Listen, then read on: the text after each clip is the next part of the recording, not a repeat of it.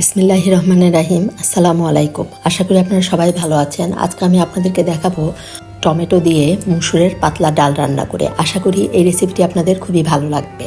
আর এই শীতের সময় কিন্তু অনেক টমেটো পাওয়া যায়, এই সময় কিন্তু এই ডালটা খেতে খুবই ভালো লাগে। এখানে আমি হাফ কাপ পরিমাণ মুসুরের ডাল নিয়েছি। এর মধ্যে আমি অল্প করে পানি দিয়ে বেশ কচলে কচলে ডালটা ভালো করে ধুয়ে নিব। ডালের ভিতর কিন্তু বেশ ময়লা থাকে, এভাবে বেশ ডলে ডলে ডালটা যতক্ষণ না পরিষ্কার পানি বের হবে ততক্ষণ পর্যন্ত আমি এই ডালটা ধুয়ে নিব। বেশ কয়েকবার আমি এই ডালটা ভালো করে ধুয়ে নিলাম। এখন এই যে পরিষ্কার পানির ভিতরে আমি ডালটা প্রায় আধা ঘন্টা ভিজিয়ে রাখবো, এতে করে ডালটা তাড়াতাড়ি সিদ্ধ হয়ে যাবে।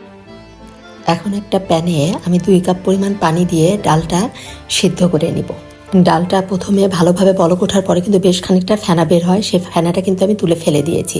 আর এখানে 2টা টমেটো কেটে নিয়েছি আমি, একটা ছোট করে টুকরা আর একটা বড় টুকরা। আর ডালটা 70% সিদ্ধ হয়ে যাওয়ার পরে ছোট টুকরার একটা টমেটো দিয়ে দিলাম হাফ চামচ পরিমাণ রসুন বাটা, হাফ চামচেরও কম দিলাম আমি আদা বাটা, আর দিলাম 2টা কাঁচামরিচ ফালি, আর দেবো সামান্য একটু পেঁয়াজ দিয়ে এখন মিশিয়ে নিয়ে ডালটা আমি পুরোপুরি ভালোভাবে সিদ্ধ করে নিব। আর এখন দিলাম 1 চামচ পরিমাণ লবণ, হাফ চামচ পরিমাণ দিলাম হলুদের গুঁড়া দিয়ে এখন একটা ডাল ঘুটনির সাহায্যে আমি ডালটা বেশ ভালোভাবে গলিয়ে নিব। অফ ক্যামেরায় আমি ডাল ঘুটনিটা দিয়ে 2 হাত দিয়ে ঘুরিয়ে ঘুরিয়ে ডালটা আরও ভালো করে গলিয়ে নিয়েছি। এভাবে বেশ সময় নিয়ে ডাল ঘুটনি দিয়ে আমি ডালগুলো এভাবে গলিয়ে নিব, এতে করে ডালটা সম্পূর্ণভাবে পানির সাথে মিশে যাবে। এখন এর ভিতরে আমি গরম পানি দিয়ে দিলাম পরিমাণ মতো।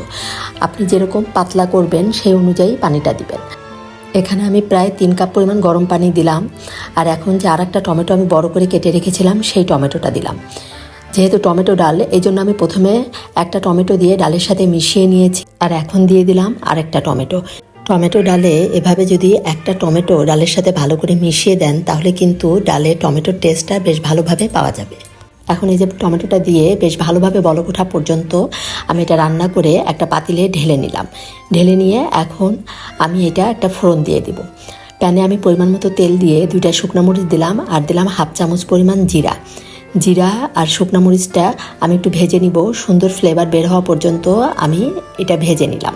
ভেজে নিয়ে এখন বড় রসুনের 4 কোয়া রসুন কুচি দিলাম, আর একটা বড় সাইজের পেঁয়াজ কুচি দিলাম, দিয়ে একদম ব্রাউন করে ভেজে নিব। এতে করে রসুন পেঁয়াজের সুন্দর একটা ফ্লেভার বের হবে।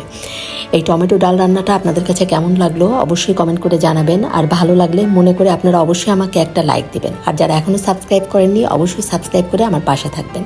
এই যে বেশ সুন্দর করে ব্রাউন করে ভাজা হয়ে গিয়েছে, আমি এখন প্রথমে অল্প ডাল দিলাম, এতে করে ছিটে যাবে না। পরে বাকিটা ডাল আমি দিয়ে এখন সব একসাথে মিশিয়ে ঢাকনা দিয়ে ঢেকে এটা আর একবার আমি ভালো মতো বলক তুলে নিব।